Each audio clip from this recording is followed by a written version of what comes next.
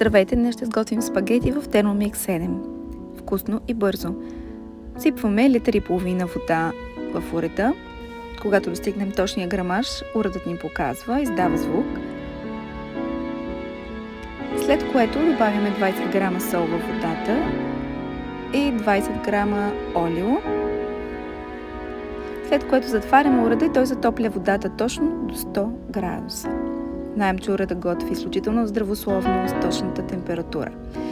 Отваряме уреда, добавяме 300 грама спагети. В случая аз сложих малко повече, понеже имам все пак 3 деца.